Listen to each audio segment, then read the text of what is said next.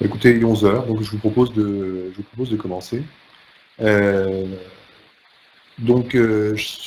suis Laurent Garnier, je suis le CEO et le cofondateur de KPM.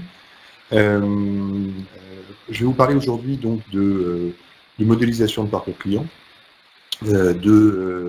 Alors, c'est l'essentiel de notre...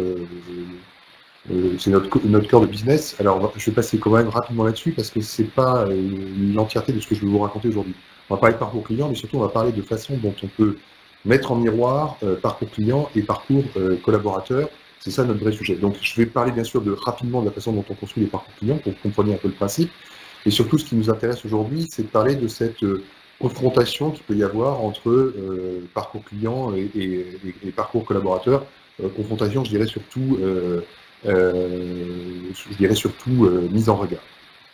Alors, rapidement, quelques mots sur KPM.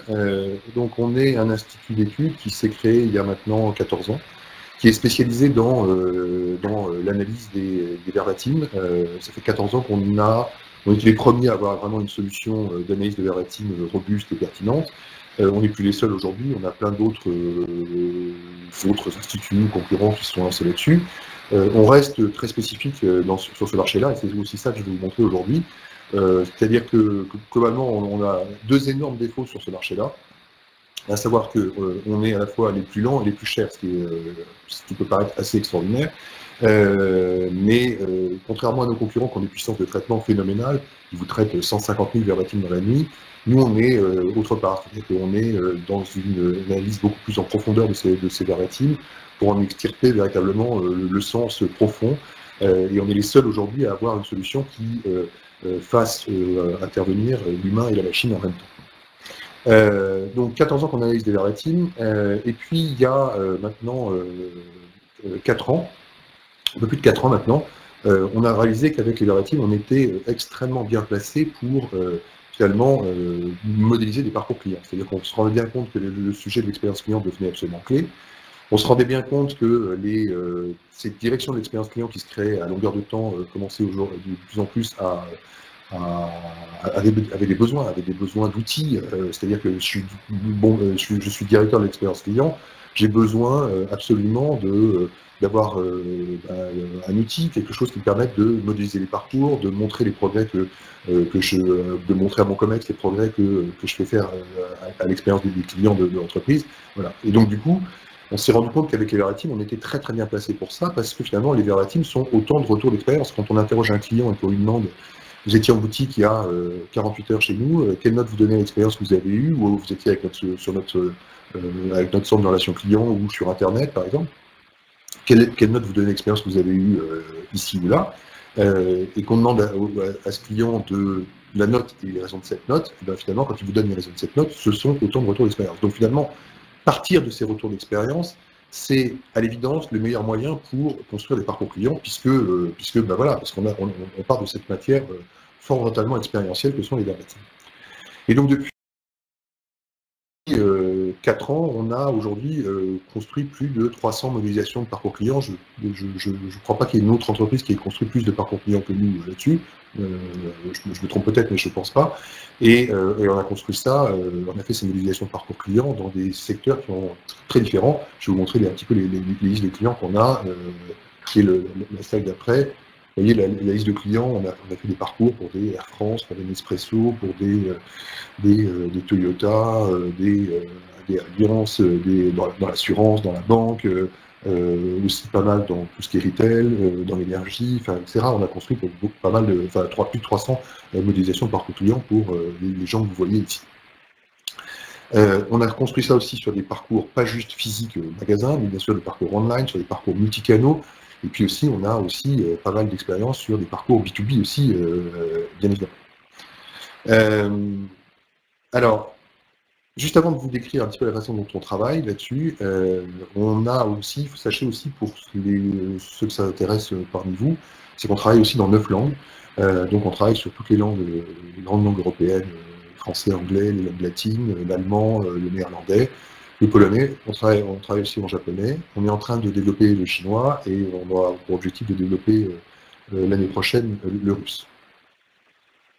Alors, maintenant, très concrètement, la façon dont on travaille, sans pourtant rentrer dans trop de détails, puisque ce n'est pas le cœur de notre sujet aujourd'hui. Comment est-ce qu'on travaille sur les parcours clients? En fait, ce que je vous disais, c'est qu'on part de cette matière première que sont les retours d'expérience. Donc, prenons le cas d'un client qu'on interroge suite à une visite, je vous dis, en magasin, sur le site internet de l'entreprise, après une expérience e-commerce ou après une interaction avec le service client. On interroge ce client et on lui demande donc une note et les raisons de sa note. Alors prenons le cas d'un client qui est très satisfait de votre entreprise, qui vous met 10 sur 10 à cette enquête de satisfaction, ou cette enquête NPS, hein, qui derrière auquel on va demander les raisons de cette note. Et donc ce client qui est absolument ravi de ce qu'il a vécu, donc vous met 10 sur 10 et vous dit je vous mets 10 sur 10 parce que raison 1, raison 2, raison 3. Il y a 3 raisons pour justifier ce 10 sur 10. Nous, par rapport à ça, on sait faire 3 choses très bien. La première chose qu'on sait très bien faire, c'est que justement, on va être capable d'analyser de façon très précise toutes les raisons évoquées par ce client derrière ces 3 raisons. Alors bien sûr, les 3 raisons principales, c'est l'évidence, mais même les sous-raisons qu'il peut y avoir derrière dans chacune des raisons. Bref, chaque mot, chaque expression utilisée par chacun de vos clients dans chacun de ces verbatims va être prise en compte. Et donc du coup, là où des solutions 100% automatisées comme le sont absolument tous nos concurrents, puisqu'on est les seuls à pas être dans du 100% automatisé là-dessus, là où tous nos concurrents qui font du 100% automatisé vont faire émerger 30 à 40 thématiques, nous, sans peine, on va faire émerger au bas mot une centaine de thématiques, entre 100 et 120 thématiques. Alors, vous vous dites, quel est l'intérêt de faire émerger 100 à 120 thématiques?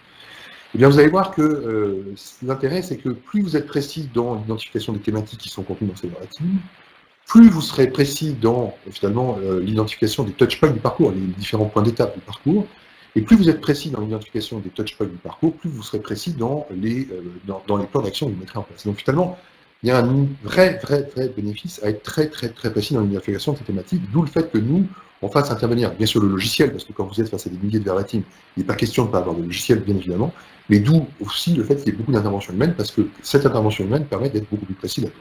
Donc ça, c'est le premier point sur lequel on a une vraie supériorité, ou enfin, en tout cas, une vraie différence.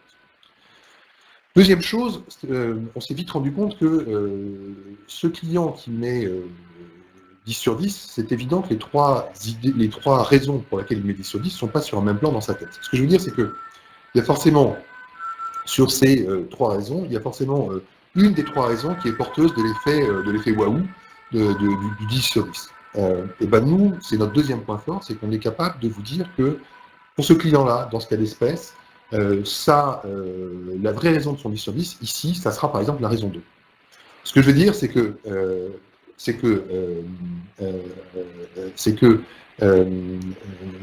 on est capable, nous, par la syntaxe, de reconnaître que c'est la raison 2 qui est vraiment la vraie raison porteuse de son 10 sur 10. Pourquoi? Comment est-ce qu'on arrive à faire ça? Et ben, en fait, on est capable de voir que la syntaxe qu'il utilise, en fait, la façon qu'il a d'articuler la raison 2, démontre des niveaux d'implication qui sont très supérieurs par rapport à... Il y a des niveaux d'implication pour articuler la raison 2 qui sont très supérieurs à ceux qu'il a pour articuler les raisons 1 et 3. Donc, ça veut dire qu'on est capable de repérer qu'il y a une intensité de discours sur la raison 2 qu'il n'a pas sur les raisons 1 et 3. Donc du coup, c'est ça qui va être intéressant. C'est-à-dire qu'on va être capable de comprendre que la raison 2 est la vraie raison porteuse du 10 sur 10, et donc il y a une intensité, une implication dans le discours qui est très supérieure sur la raison 2. C'est notre second point fort. L'intérêt de ça, c'est que tout d'un coup, on n'est pas juste dans une idée d'occurrence pour hiérarchiser les idées, les thématiques abordées par les clients. Ce que je veux dire, c'est qu'on n'est pas juste dans une idée de toujours se dire que c'est la raison qui est la plus abordée, la plus fréquemment abordée par les clients, qui est la vraie raison porteuse qui est la raison principale qu'on doit traiter.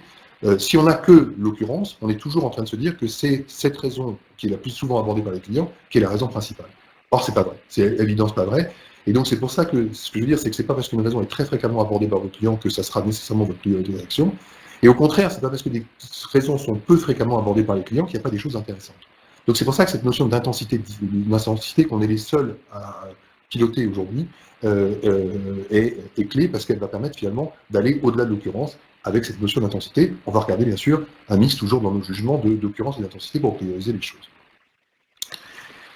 Et donc, vous comprenez bien que une fois qu'on a identifié de façon très très précise tout un tas de touchpoints, qu'on a des mesures d'occurrence qui sont très précises sur chacun de ces touchpoints, au mot près, finalement, c'est ça notre force, et que derrière ça, on est capable d'identifier des intensités de discours quand ça se passe très bien, quand ça se passe forcément moins bien, parce que ce qui marche pour le 10 sur 10 marche aussi pour une note catastrophique de 2 sur 10. Hein. C'est-à-dire qu'on va être capable de comprendre, derrière un 2 sur 10, quelle est la vraie raison principale de la satisfaction du client. Et ben, une fois qu'on a tout ça, finalement, on est extrêmement bien armé, extrêmement bien positionné, finalement, pour modéliser des parcours clients. Alors, à quoi ça ressemble un parcours client chez nous? Ben, ça ressemble à ça, à ce que vous avez devant les yeux. Donc, vous voyez, un parcours avec des touchpoints en haut qui sont très, très, très précis, avec des libellés de touchpoints et des points d'étape. Alors, c'est pas toujours c'est pas toujours des interactions, ça peut être aussi des points de perception, hein, mais c'est tous ces touchpoints qu'on va pouvoir, qu'on aura identifié, qu'on aura insightisé, qu'on aura finalement, c'est plus juste des touchpoints, c'est des phrases du genre je suis bien ou je suis mal accueilli, je peux circuler facilement ou difficilement dans ce magasin, etc. etc. Voilà, c'est des choses comme ça. Chaque touchpoint est capable d'encapsuler donc des expériences positives et négatives. En bas, vous avez globalement les occurrences, c'est-à-dire quel est le pourcentage de clients qui s'expriment sur tel ou tel touchpoint. Et puis, dans ce que vous voyez entre les barres bleues et les barres rouges, vous avez justement ces notions d'intensité de discours, c'est-à-dire quand ça se passe très bien, est-ce que la barre bleue monte très haut, c'est-à-dire est-ce qu'il y a une vraie intensité de discours des clients là-dessus, donc c'est une mesure de l'effet waouh, et quand ça se passe moins bien, c'est ce qui se passe avec les barres rouges, quelle est la véhémence des discours des clients quand on se rate sur le touchpoint, puisque c'est ce que traduisent les barres rouges. Donc d'un côté, on a les effets waouh, avec les grandes intensités de discours, avec ces barres bleues qui montent au ciel, et puis de l'autre côté, on a finalement les dégâts que peuvent faire le fait de maltraiter tel ou tel touchpoint. Du coup, c'est ça qui va nous permettre de comprendre globalement, rapidement, je passe très vite là-dessus, enfin, c'est quelque chose qu'on détaillera certainement dans une autre présentation, mais on va comprendre où sont les chantiers à éviter, c'est-à-dire les choses qui peuvent être très fréquemment commentées par les clients et qui ont très peu d'impact sur leur satisfaction ou leur insatisfaction, ce qu'on peut voir avec la petitesse de la barre bleue et de la barre rouge ici. On va pouvoir détecter des best practices, c'est-à-dire des choses qui cartonnent sur les clients quand on les pratique, mais qu'on pratique trop peu souvent.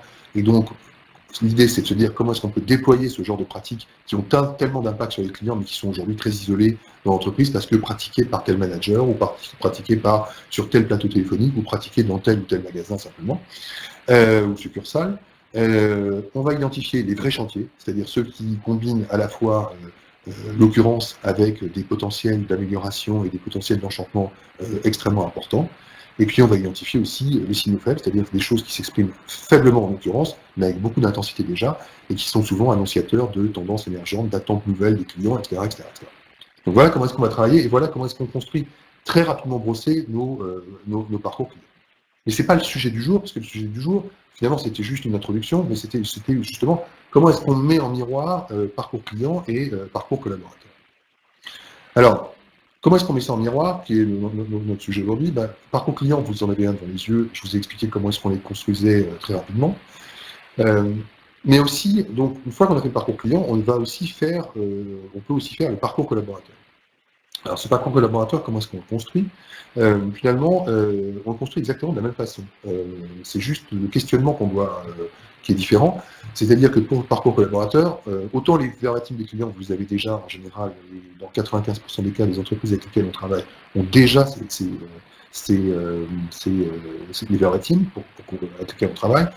Autant sur les collaborateurs, ces verbatims, vous ne les avez pas. Donc, en fait, on va mettre en place un questionnement, et un questionnement qui est extrêmement simple. En fait, on va s'interroger absolument tous les collaborateurs qui sont en contact, tous vos collaborateurs qui sont en contact directement avec vos clients, donc tous les collaborateurs du front.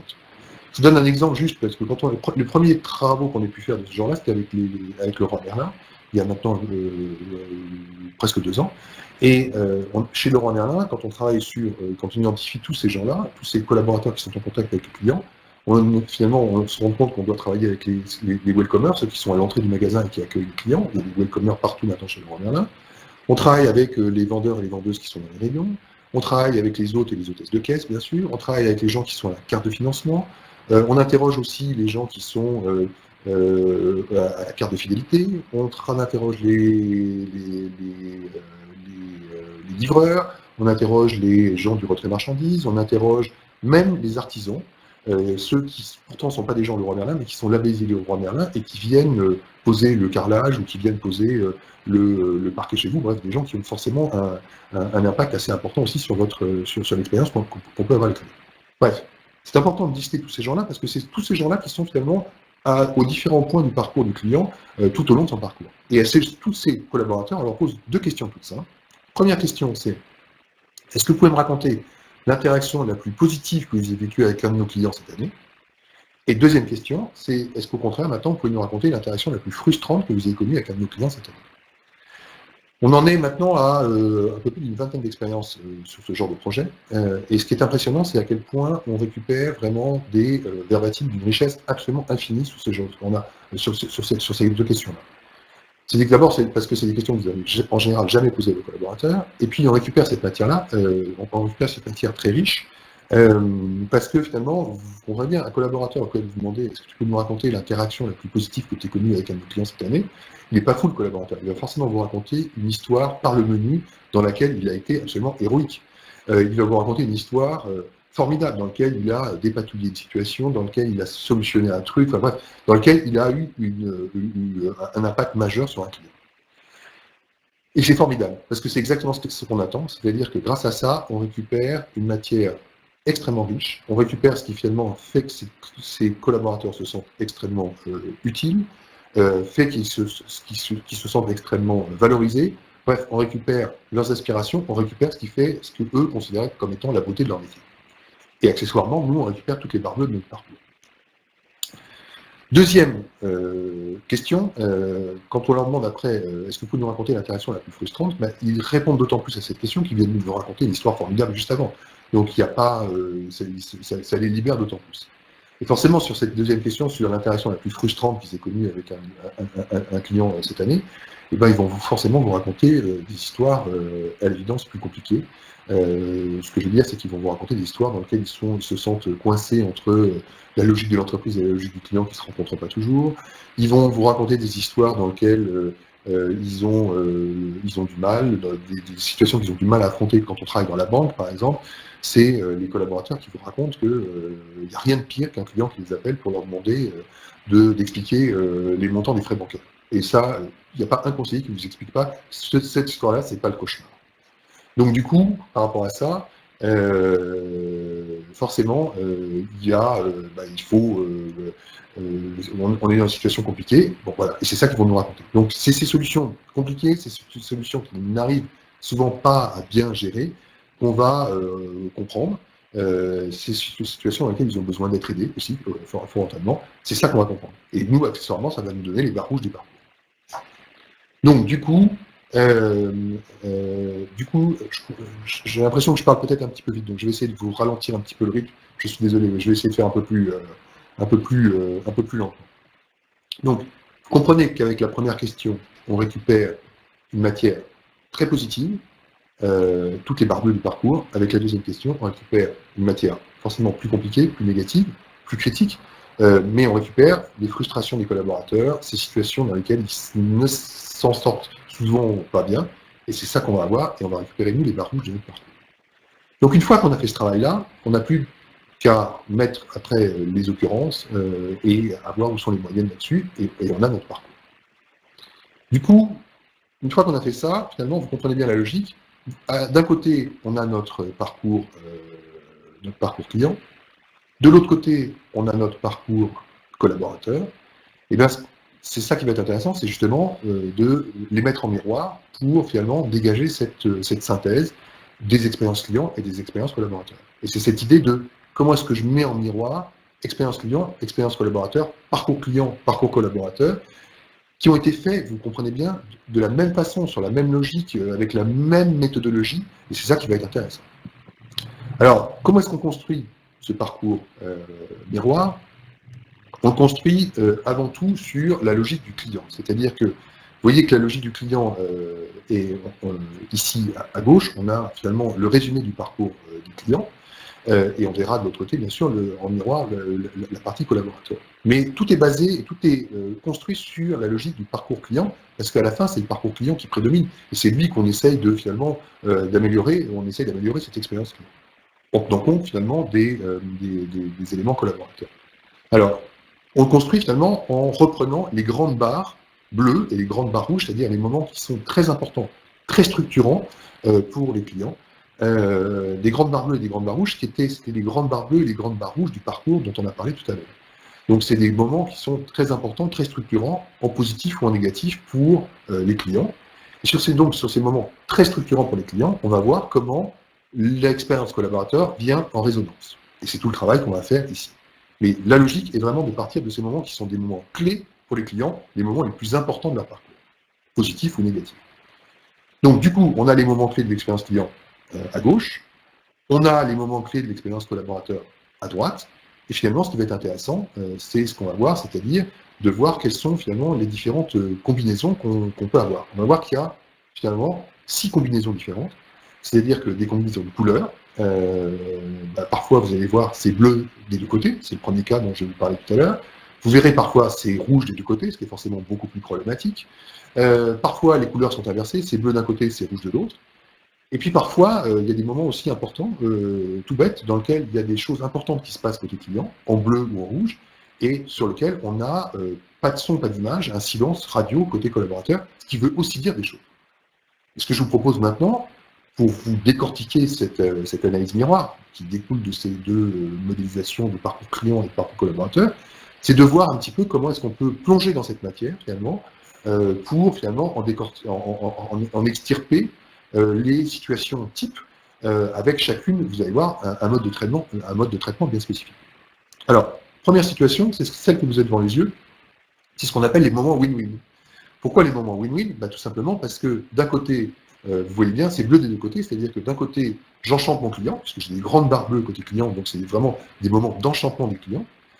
Et de l'autre côté, c'est bleu côté collaborateur, c'est-à-dire que là aussi, on est sur des choses, des moments, des interactions que les collaborateurs adorent, dans lesquelles ils se sentent très valorisés, des interactions finalement qui ont une capacité à les engager et à les motiver qui sont très importantes.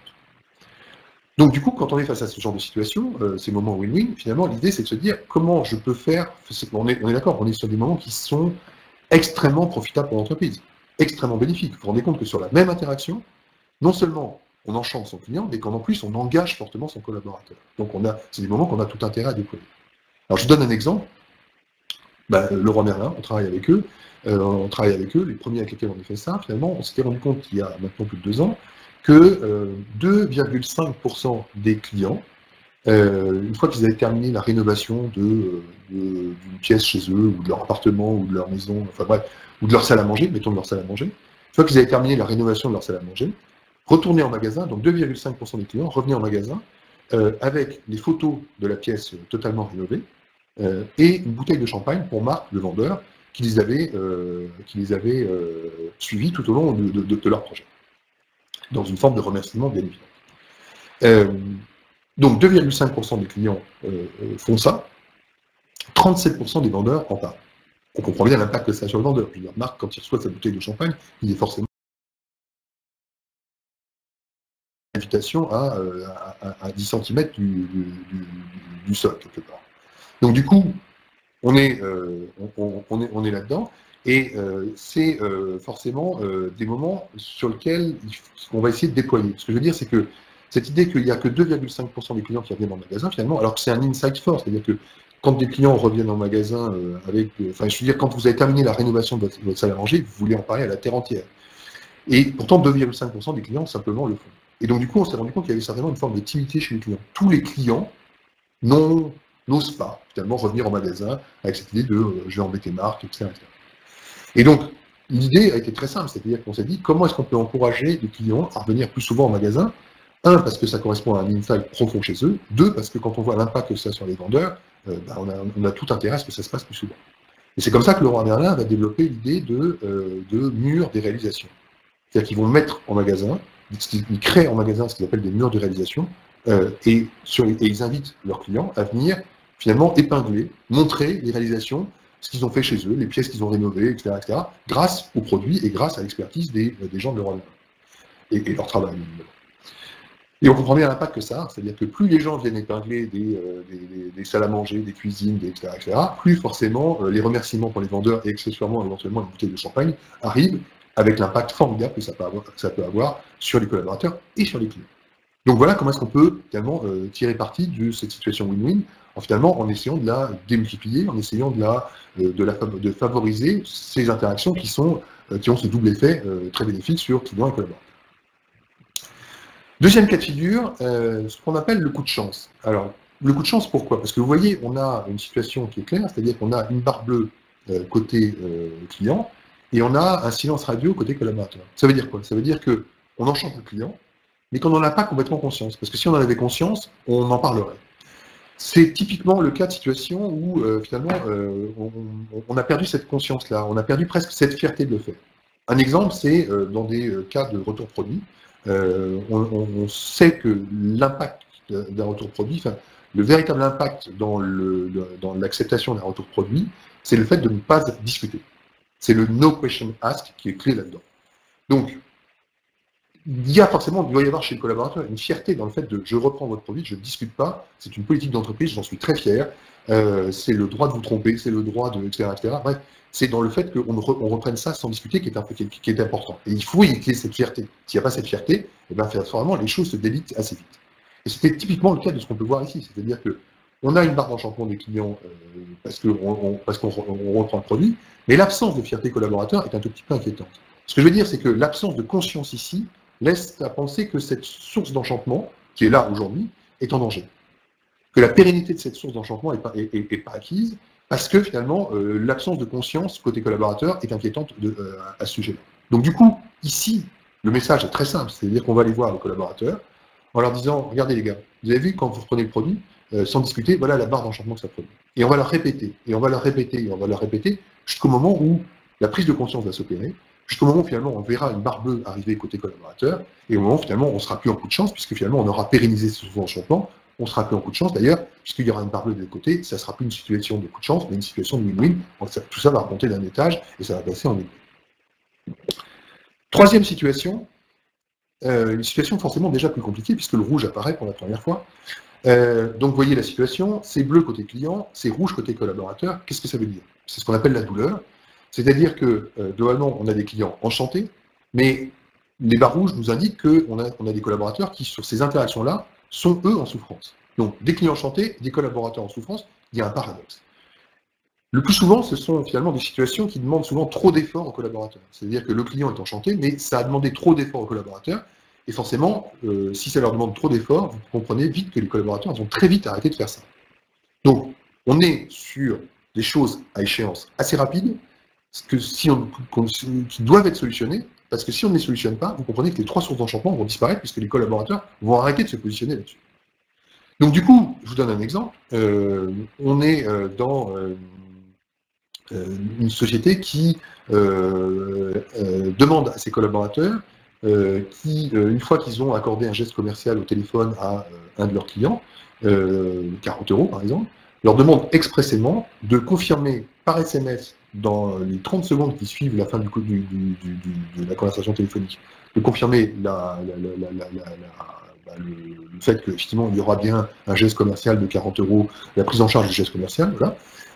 Donc il demande de faire ça, et puis derrière il demande une deuxième chose à leurs collaborateurs, c'est d'envoyer un courrier postal qui confirme bien le geste commercial. Pourquoi? Parce que le SMS peut disparaître, et dans 3 mois ou dans 6 mois, si le client a besoin de faire référence à ce geste commercial, eh ben, le courrier postal sera là. Donc, côté client, c'est extrêmement bien vécu. D'où la grande barre bleue que vous pouvez voir. C'est-à-dire que vous avez des clients qui vous disent « Waouh, c'est vraiment impressionnant ». C'est-à-dire que voilà une entreprise extrêmement sérieuse en matière de gestion des gestes commerciaux.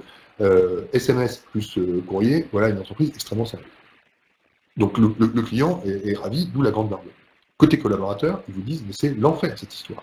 C'est-à-dire que quand ils vous parlent de ça, ils vous disent, je passe au bas mot entre 20 et 25 minutes à faire ça. Dès que j'ai un geste commercial, derrière, j'en ai pour au bas mot 20 minutes pour confirmer tout ça. Et c'est insupportable. J'ai aucun système d'information, j'ai rien automatisé. Le SMS, c'est moi qui le tape avec mes petits doigts. Le courrier, c'est moi aussi qui dois le taper. C'est moi qui dois le mettre dans l'enveloppe. C'est tout juste si c'est pas moi qui dois aller à la poste pour poster ce courrier. Donc ils vous disent, il y en a marre. Et vous comprenez bien très vite derrière, vous, manager de cette entreprise, que si vous ne faites pas quelque chose pour rapidement aider vos collaborateurs sur ces points-là, c'est des choses qu'ils vont arrêter de faire et sur lesquelles vous serez... voilà, et ils vont arrêter de le faire, et c'est 3 sources d'enchantement qui vont partir à la poubelle aussi vite. Donc là, il faut agir. Et là, il faut venir en aide, il faut trouver la solution qui permet d'aider les collaborateurs à rendre cette chose-là plus facile, plus aisée, plus rapide, etc. etc. Quatrième situation, ce qu'on appelle le mauvais combat. Là aussi, on est dans une inversion de couleurs, comme vous pouvez le voir. Mais là, pour le coup, les couleurs sont différentes, c'est-à-dire que c'est le rouge est côté client et le bleu est cette fois-ci côté collaborateur. Alors, exceptionnellement, on va partir côté collaborateur. On a un collaborateur il y a une grande barre bleue côté collaborateur. Pourquoi? Parce que finalement, on a un collaborateur qui est ravi de ce qu'il vit. Ravi de ce qu'il a vécu, ravi de ce qu'il vient de faire, fier de ce qu'il vient de faire. Globalement, il a appliqué une procédure exactement comme il fallait, où il a eu le sentiment de défendre l'intérêt de l'entreprise, etc. Sauf qu'il ne se rend pas compte, et c'est le drame, qu'en faisant ça, il s'est totalement éliminé le client. Alors, je vous donne un cas qui va vous permettre de comprendre de quoi on parle. Typiquement, quand on est dans l'assurance, on a ce genre de cas de figure. C'est-à-dire qu'on a, notamment dans le service sinistre d'assurance, quand on demande à ces gens-là, dans certaines entreprises, où se niche l'excellence pour eux, ben, ils vous disent dans le fait que l'excellence pour eux, être très bon, c'est quand, pour eux, c'est quand ils débusquent le fraudeur, quand ils trouvent le tricheur. Et ça, c'est terrible. Enfin, c'est assez terrible parce que finalement, ça entraîne souvent une dérive autour de ça. C'est-à-dire que, à force de rechercher l'excellence, donc à force de rechercher le débusquage du fraudeur, finalement, ils en sont arrivés à développer une attitude de suspicion absolument constante, permanente, avec tous les clients. Et c'est comme ça qu'ils s'aliènent beaucoup de clients. Donc là, le message est assez simple. C'est-à-dire qu'il faut aller voir les collaborateurs. D'abord en les félicitant. Je pense que c'est très important, c'est de les féliciter en leur disant « Vous voulez défendre l'intérêt de l'entreprise, formidable, bravo, bravo ». Par contre, je vais vous expliquer que là, la façon dont vous le faites sur cette interaction-là, c'est pas ça. C'est pas ça qu'on attend de vous. C'est pas le bon combat. Vous vous trompez de combat. D'où l'expression qu'on a pour cette interaction de parler de mauvais combat. C'est pas le bon combat. Il y a d'autres combats qu'il faut mener, on va vous les donner, on va vous expliquer, etc. Mais là, vous vous trompez, et c'est ça qu'il faut leur expliquer. Et c'est comme ça qu'on va finalement les sensibiliser et qu'on va finalement les réorienter dans leurs attitudes et dans leurs postures. 5e cas de figure, avant-dernier cas de figure, c'est ce qu'on appelle la cécité. Ce que je veux dire, la cécité, c'est une forme d'aveuglement, bien sûr, des collaborateurs. Pourquoi aveuglement? Parce que vous voyez, on a un client qui est en souffrance, barre rouge côté client, et là aussi, comme tout à l'heure, pour le coup de chance, on a un silence radio côté collaborateur. Très simplement, ça veut dire quoi? C'est qu'on a un client qui est en souffrance et des collaborateurs qui ne le perçoivent pas. Parfois même, on peut se demander s'ils ne veulent pas le percevoir. Vous voyez ce que je veux dire? Il peut y avoir des choses comme ça. Donc, typiquement, on a vu plein de cas comme ça, des gens qui ont des caddies qui sortent de différentes enseignes avec des caddies pleins à ras-bord, et des collaborateurs qui les voient passer, des trucs tombent à droite à gauche, etc. Et personne ne vient aider le client dans ces moments-là. Et là, c'est des scènes qu'il faut presque, je dirais, filmer, qu'il faut presque décrypter, filmer et montrer aux collaborateurs en disant qu'est-ce qu'on fait dans ces cas-là? Regardez la scène, regardez ce que vit le client, qu'est-ce qu'on fait pour les aider? Et finalement, il faut les interpeller un tout petit peu comme ça et leur trouver les solutions ensemble. Trouver les solutions avec les collaborateurs en leur disant qu'est-ce qu'on fait pour aider le client dans ces moments-là. Et qu'est-ce qu'on fait surtout pour ouvrir les yeux. Donc c'est là, on va essayer d'opérer une prise de conscience. Et c'est là où finalement on va aller vers ce genre de solution, c'est-à-dire faire prendre conscience et trouver avec les collaborateurs les solutions pour que les clients soient plus en souffrance là-dessus. Et on voit que l'expérience nous montre que finalement ces barres rouges, elles sont assez facilement changeables en barres bleues dès que les collaborateurs en prennent conscience et dès qu'ils trouvent les solutions. Et finalement, en leur faisant trouver les solutions, on les fait finalement, on les embarque finalement dans l'application de cette solution. Dernier cas de figure, et je terminerai là-dessus, avant de laisser place aux questions éventuelles que vous pouvez avoir. On est dans ce qu'on appelle l'impasse. Pourquoi l'impasse? Parce que vous comprenez bien, c'est rouge des deux côtés, c'est-à-dire qu'on a des clients furieux. Vous avez vu, on a des barres rouges qui sont extrêmement conséquentes ici. Donc on a des clients furieux qui sont en train finalement d'hurler, de vociférer, je dirais même, sur des collaborateurs qui sont, eux, totalement impuissants, qui n'ont pas la solution. Et donc, ils se font d'autant plus hurler dessus qu'ils sont totalement impuissants et que, voilà. Donc, ce qui est spectaculaire, c'est que sur la grosse vingtaine de projets qu'on a pu conduire, c'est que vous n'imaginez pas le nombre de situations d'impasse qu'on peut faire émerger dans toutes les entreprises. En fait, le nombre de situations dans lesquelles les collaborateurs se retrouvent cornerisés, coincés dans un coin, à se faire hurler dessus par des clients, parce qu'ils n'ont pas les solutions pour sortir par le haut de cette situation-là. Donc des solutions qui ne sont absolument pas identifiées par le management des entreprises. Donc là, ce n'est pas au niveau des employés et des collaborateurs qu'on va solutionner ça. Là, c'est vraiment des décisions managériales qu'on doit voir et envisager. C'est vraiment mettre le management de l'entreprise là, en disant, dans cette situation et dans cette situation, quelle solution on trouve pour que les collaborateurs ne soient pas dans cette situation de souffrance, c'est-à-dire leur donner les moyens d'aider les clients, leur donner les moyens de trouver une solution pour les clients, c'est ça qu'on veut trouver. Je vous donne un exemple de ça. On travaille pour une chaîne hôtelière, on s'aperçoit qu'une des situations d'impasse, c'est une situation toute simple, c'est-à-dire que c'est les deux collaborateurs qui travaillent ensemble dans une entreprise et qui, par le règlement de l'entreprise, sont sommés de partager leur chambre quand ils sont en déplacement. Donc ils partagent une chambre à deux, donc ils ont fait la commande de la chambre sur Internet, et bien sûr, en commandant la chambre sur Internet, ils ont demandé finalement à avoir deux lits séparés, bien évidemment. Et ils arrivent à 22h, bien souvent, ils ont voyagé après la journée de travail, ils arrivent à 22h, et quand ils arrivent, on leur explique que leur chambre, malheureusement, c'est pas deux lits séparés, mais il n'y a qu'un grand lit, et qu'en plus, c'est la dernière chambre, il n'y a plus d'autres chambres dans l'hôtel, et qu'aux environs, il n'y a pas d'autres hôtels. Donc, pas de choix, ils vont dormir ensemble, etc. Et là, forcément, ça se passe très, très, très mal. Les clients hurlent, il n'est pas question de dormir dans le même lit, bien évidemment. Les deux collaborateurs hurlent, il n'est pas question de passer la nuit dans le même lit, bien évidemment. Et le collaborateur de l'hôtel, qui est au front desk, vous explique que c'est le pire moment de l'année. Parce qu'il se fait hurler dessus pendant 20 minutes, 25 minutes, etc., devant tous les autres clients de l'hôtel qui peuvent être dans le lobby, etc. C'est le pire moment de l'année. Et dans ce cas-là, aucune solution n'avait été trouvée par l'entreprise. Et c'est là où, en mettant le management, on va trouver les solutions. Et je vous donne juste l'exemple de solution ici, et je terminerai là-dessus. D'abord, souvent on s'aperçoit que ce n'est pas une solution qu'on a trouvée, mais un éventail de solutions. Pourquoi un éventail de solutions? Parce qu'il faut prévoir les cas de figure. Là, dans ce cas de figure, est-ce que les clients ne restent que cette nuit-là, ou est-ce qu'ils restent la semaine? Alors s'ils restent la semaine, la solution qui avait trouvée, testée, et qui marche très très bien, c'est de se dire, écoutez, de faire dire aux collaborateurs, écoutez, je suis désolé, ce soir, il n'y a pas de choix, c'est la dernière chambre, donc on va vous installer un lit d'appui, un lit à point, et puis vous allez tirer au sort. Il y en a un qui va très bien dormir dans le grand lit, et l'autre qui malheureusement dormira un petit peu moins bien dans l'autre lit. Voilà. Mais dès demain, on a une suite qui se libère, et je vous la réserve cette suite, vous êtes là pour le reste de la semaine, vous serez dans la suite pour le reste de la semaine, et on va vous chouchouter, vous allez voir, vous êtes comme des coqs en pâte, et on va s'occuper de vous particulièrement bien. Et cette solution marche très bien. On s'aperçoit que cette solution marche très bien, c'est-à-dire que ça marche, les clients acceptent, et finalement, les clients se sentent pas perdants finalement dans une situation pareille. Deuxième solution, les clients ne sont là que pour la soirée, et là forcément, même chose, tirage au sort, et puis le collaborateur d'expliquer qu'une fois que le tirage au sort sera fait, qu'il descende, qu'on va on va fêter, enfin, on va parler de tout ça autour d'un verre de champagne qui sera offert par la maison, et puis le repas leur sera offert. Et c'est une façon finalement de montrer que le collaborateur met tout en œuvre pour s'excuser, etc., enfin, pour donner au sentiment le client qu'il n'est pas perdant. Et ces deux solutions, cet éventail de solutions, je vous dis, on l'a testé et ça marche très très bien. Évidemment, ce qui est important, c'est qu'on s'aperçoit que les collaborateurs dans cette chaîne hôtelière, finalement, ne redoutent plus ce moment, comme ils le redoutaient avant, qui était vraiment un terrible moment. Aujourd'hui, ils ont la solution et ils savent qu'ils ont les moyens de sortir par le haut de ces solutions. Voilà ce que je voulais vous raconter. Je vais laisser place aux questions. La dernière chose que je voudrais vous dire, c'est que vous comprenez que, à travers ça, l'idée, dans cette mise en miroir d'expérience client et d'expérience collaborateur, l'idée est simple. Elle est vraiment de se dire où sont les 4-5 interactions sur lesquelles on va se concentrer cette année. Je veux dire, c'est ça. Nous, on vous en lister une quinzaine en général. Et dans cette quinzaine, il faut encore faire un choix. Se dire où sont les 4-5 qu'on va solutionner. Il y a forcément des solutions, des situations win-win dont on doit tirer parti. Il y a forcément au moins une solution d'impasse, ou plus peut-être qu'on peut solutionner.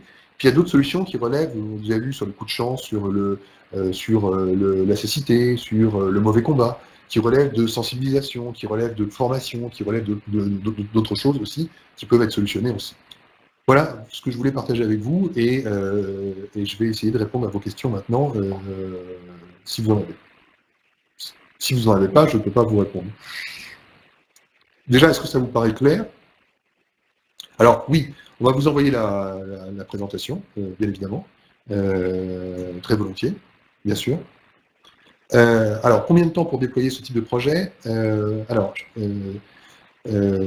vous explique. Il y a deux solutions. Soit vous faites ça en simultané, client et collaborateur, soit vous faites d'abord client, puis collaborateur. Si vous faites en simultané, ça prend, entre le moment où on récupère les verbatims des clients, que vous avez en général déjà, et le moment où on vient vous voir avec l'analyse et la modélisation du parcours client, il se passe 5 semaines.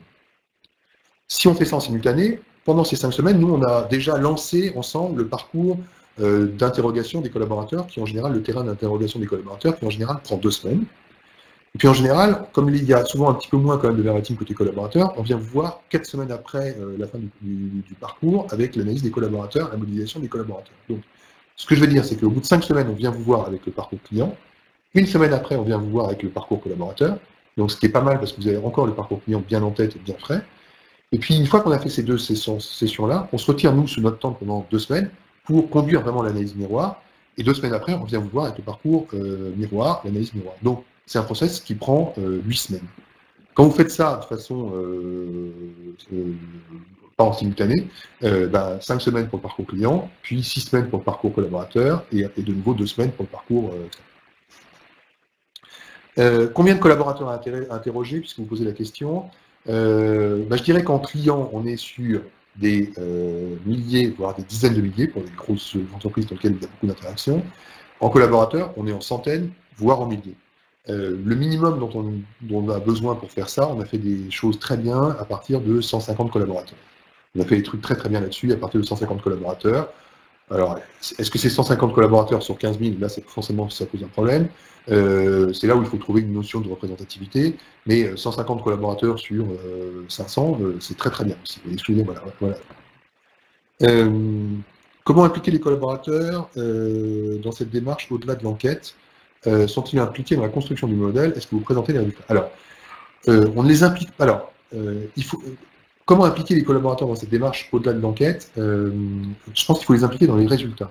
Ce que je veux dire, c'est que d'abord, il faut les impliquer dans un plan de communication autour de cette enquête. Je pense que c'est important de les sensibiliser, de leur dire, voilà, on va vous interroger, on ne vous a jamais interrogé, on ne vous a jamais posé ces questions-là. Il y a un petit travail, un petit plan de communication interne, enfin, rien de très très fou, mais bien sûr, pour les prévenir de ça. Une fois qu'on a récupéré, moi je n'ai plus besoin des collaborateurs jusqu'au moment où on restitue les résultats. Par contre, je suis très content qu'ils soient là au moment, bien sûr, des restitutions d'études. Mais même des études clients et des études de la partie client et de la partie collaborateur, parce que c'est des choses qui nous enrichissent, nous. Et les voir réagir, voir le management réagir aussi, c'est des choses qui viennent préciser des choses, qui viennent nous enrichir, qui viennent nous faire comprendre des contextes aussi, etc. Enfin voilà. Puis il y a des choses qui les font réagir et d'autres qui ne les font pas réagir. Voilà, c'est aussi ça, et ça nous intéresse. Et après, dans l'application, il y a plein de choses à faire. Je vous donne juste l'exemple qu'avait fait Laurent Merlin quand on leur a présenté ça, cette démarche-là. En fait, ils ont eu une démarche très ambitieuse là-dessus, et le jour de la restitution, on a fait cette restitution devant 400 personnes. 400 personnes qui étaient des managers et des patrons de leurs différents magasins. Et ils avaient fait venir une troupe de théâtre d'improvisation qu'on avait, nous, nourri sur les conclusions d'études. Et donc, comprenez la scénette, c'est-à-dire que nous, on présentait la synthèse de l'étude, et derrière, il y avait une quinzaine de situations qui avaient été préparées par cette troupe de théâtre d'improvisation. Ce qui est formidable, c'est que finalement, ces gens-là jouaient des scènes clients-collaborateurs qu'on avait pu identifier. Et ils les jouaient, et c'était formidable parce qu'ils les jouaient comme au théâtre. Et en plus, ce qui était formidable, comme c'est des gens d'improvisation, ils disaient aux gens du public, les collaborateurs de Laurent Merlin, qui voulez-vous joue le client, le directeur de magasin, le vendeur, etc., etc. Et ça donnait des scènes à mourir de rire. Et finalement, on a embarqué tout le monde chez Laurent Merlin en les faisant rire. Voilà comment est-ce qu'on peut les embarquer. Et puis derrière, il y a forcément les plans d'action, et qu'est-ce qu'on fait, etc. C'est des choses que je vous explique. Devons-nous interroger tous les collaborateurs ou seulement les services en interface avec les clients? Simplement les gens qui sont en interface. Enfin, seulement des gens qui, à un moment ou l'autre, ont un contact avec un client. Si le comptable, à un moment, a un contact avec un client, on interroge le comptable. Vous voyez ce que je veux dire? Et il faut qu'à un moment, il puisse nous raconter des histoires de clients, et des histoires vécues de clients. Voilà, c'est ça la limite. Mais c'est ça aussi ça l'intérêt, parce qu'à un moment, ce qui m'intéresse, alors on peut interroger les gens du back-office, mais avec une interrogation différente, pas la même. Donc on peut interroger les gens du front office là-dessus, on peut interroger les gens du back office dans les relations qu'ils ont avec les gens du front office. Voilà. Écoutez, s'il n'y a pas une dernière question, je vous propose d'en rester là, puisqu'il reste 1 minute et que ça doit se conclure ici. Moi, ce qui m'intéresserait, c'est si... c'est terminé. Ce qui m'intéresserait, c'est si vous pouviez nous faire un retour là-dessus, des avis. Ça serait formidable. On vous envoie un petit sondage pour savoir si ça vous a intéressé ou pas. Si vous aviez la gentillesse de répondre à ce sondage, ça serait formidable. Et je vois quelques merci. Je vous remercie pour vos remerciements. Je vois qu'il y a une ou deux dernières questions qui sont en train d'arriver. C'est des merci. Bon, si vous me remerciez, je suis ravi. Merci à vous, merci pour votre participation et merci pour votre écoute. Et on vous envoie bien sûr la présentation. Et si vous avez effectivement la gentillesse de répondre au sondage, ça serait très très bien. Merci beaucoup.